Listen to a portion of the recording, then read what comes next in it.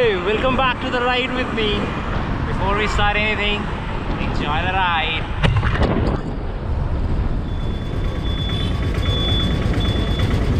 Let's go.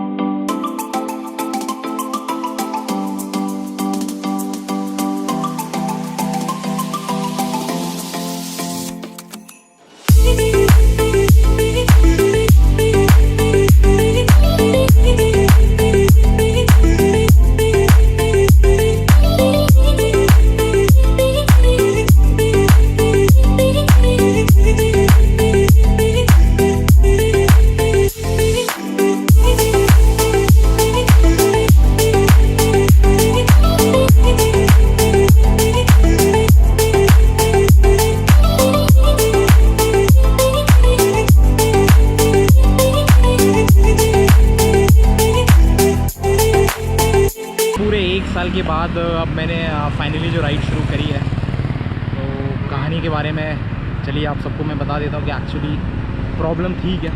तो अब से तकरीबन 1 साल से पहले थोड़ा समय ज़्यादा, लास्ट ईयर में I was diagnose with arthritis in my legs. तो जो आर्थराइटिस था वो ओवरनाइट डेवलप हो गया था due to some unorthodox reason. Doctor के पास भी कोई एक्सप्लेनेशन नहीं था उसका कि क्यों हुआ वो ऐसे अचानक। But yes there was. मैंने पिछले साल 8 मई को आखिरी बार राइड किया था। आई वेंट टूवर्ड्स कसौली में, चंडीगढ़ से कसौली की तरफ राइड कर रहा था। राइड करके वापस भी आ गया था एंड देन फिर शाम को मैं आराम से सो गया। बट देन जब मैं सोने भी लगा था तो एंकल्स में दर्द था, तो मुझे लगा राइड करके आया तो मे भी हो सकता है कि उस वजह से थोड़ा पेन हो। बट वो ग्रेजुअली ओवरनाइट पेन इतना बढ़ गया कि नेक्स्ट डे मॉर्निंग से तो चलना भी मुश्किल हो गया था। तो इट वाज कि समझ नहीं आ रहा था कि एग्जैक्टली हुआ क्या, कि ओवरनाइट एंकल जैसे स्वेल हो गए। तो मुझे लगा कि राइड की वजह से होगा। आज तक इतने सालों में तो पहले से कभी हुआ नहीं था, बट पता नहीं कैसे हुआ, बट चलो हुआ।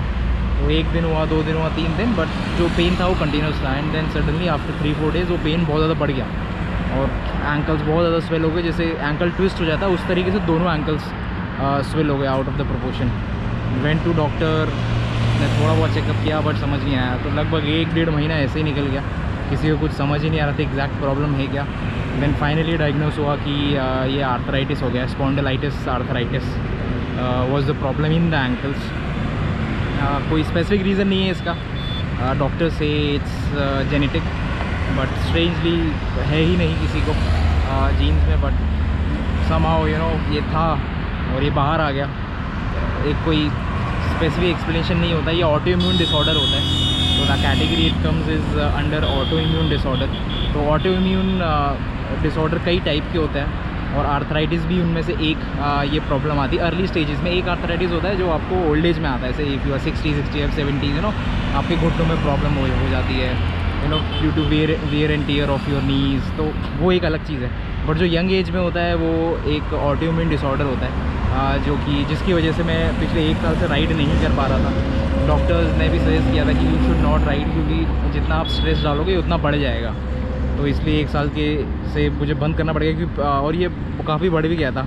Earlier it was only on the right ankle, फिर ये लेफ़्ट एंकल में भी हुआ, फिर ये लेफ़्ट नी में भी हो गया, फिर ये मेरे फिंगर्स और रिस्ट में भी हो गया था। तो it was spreading like crazy in all the joints of the body. तो इसलिए एक टफ डिसीजन लेना पड़ा कि मुझे जो राइड है एकदम अब्रप्टली बंद करनी पड़ गई। राइड तो क्या, I was almost bedridden for months and months, there was no activity, physical activity. तो जो अब है फाइनली 1 साल बाद, after a long term of medications, you know, treatment again and again, तो वो सारी चीज़ें हुई। तो finally I am back on my feet. So here we are super strong again. तो इट्स नॉट टोटली ओवर, तो ये ऐसा नहीं है कि ये ख़त्म हो जाता है, it will remain with me. But ये है कि अब इसको थोड़ा बैलेंस करना पड़ेगा ग्रेजुअली मेडिकेशन के साथ और सारी चीज़ों के साथ। तो मैं धीरे धीरे बैक आ रहा हूँ राइडिंग पे। तो मैं अभी फ़िलहाल हर रोज़ नहीं राइड कर रहा हूँ, ग्रेजुअली मैं 1 दिन राइड करता हूँ, फिर 2 दिन गैप लेता हूँ, फिर 1 दिन राइड करता हूँ, फिर 1 दिन या कभी 2 दिन गैप लेता हूँ। तो ये ग्रेजुअल प्रोग्रेशन है और इसको धीरे धीरे थोड़ा टाइम लगेगा। And it is similar to anybody who is just starting the ride. तो ग्रेजुअल प्रोग्रेशन होगा। आई स्टार्टेड विद 40 किलोमीटर्स, तो on average I am riding 30 kilometres only daily. मैं और ज़्यादा राइड कर सकता हूँ, ऐसा मुझे अंदर से फील होता है। But let's see how it goes. तो देखते हैं कि अभी वीक में 2 दिन राइड करूँगा, फिर इसको 3 दिन बढ़ाएंगे, तो ग्रेजुअली बढ़ाएंगे। चलिए आप मेरे साथ रह सकते हैं इस जर्नी में प्रोग्रेशन की। और अगर आप हैं जो अभी राइड स्टार्ट कर रहे हो ग्रेजुअली, हो सकता है आपने भी किसी वजह से ब्रेक लिया हो, तो you can again start any time. You know, last year तो मुझे लग रहा था कि will I be able to ride my bike again. तो ऑलमोस्ट 1 साल जो मेरा बाइक है वो मेरी आंखों के सामने ही था, बट मैं उसे राइड नहीं कर सकता था। I was just you know seeing it, मैं इसे देखता रहता था डेली। और वो काफ़ी डिप्रेसिंग भी हो गया था कि you know how things you know turn over night. मतलब एक दिन आप कहीं होता है और दूसरे दिन आप कहीं हो सकते हैं। तो you have to be really you know humble towards everybody कि आप एक दिन यहाँ हो सकते हैं और अगले दिन आप यहाँ भी जा सकते हैं। तो किसी चीज़ का कोई भरोसा नहीं होता है, उसमें आपकी गलती हो या ना हो, डायरेक्टली और indirectly, you know, it doesn't matter. If it's in the fate it will happen. तो I accepted it as a fate कि चलो ठीक है, ये होना था, ये हो गया। But something which is in my hands now is to get back gradually, get back slowly. जैसे भी होता है धीरे धीरे। अब बहुत ज़्यादा उस चीज़ में परेशान होकर तो चीज़ें नहीं आगे आप बढ़ा सकते हो, बट ग्रेजुअली धीरे धीरे अब आप चीज़ें आगे बढ़ा सकते हो। तो अभी मैं 30 किलोमीटर्स राइड कर रहा हूँ 1 से 2 दिन छोड़ के वीक में। तो ग्रेजुअली जो स्ट्रेंथ है बिल्ड करूँगा। अभी जो सांस है वो बहुत जल्दी फूल जाती है, जो हार्ट रेट है सीधा ज़ोन 4 ज़ोन 5 की तरफ भागती है। तो काफ़ी प्रॉब्लम है अभी हार्ट रेट में, सांस फूलने में। जो फिटनेस है, पेट बाहर आ गया है, तो एकदम ऑन द टॉस चली गई है।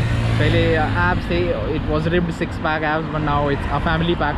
तो काफ़ी डिफरेंस आ गया है, but not a problem, anybody can come back.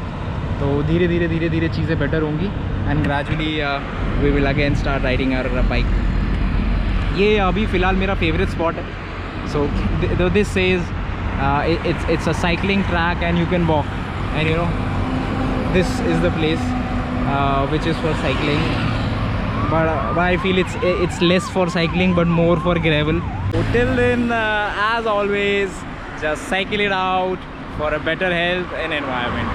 Keep riding, keep cycling. Now I am riding for my better health. You also can. तो आप भी राइड कर सकते हैं, राइड कीजिए, हेल्दी बनिए और थोड़ा एनवायरनमेंट का ध्यान रखिए।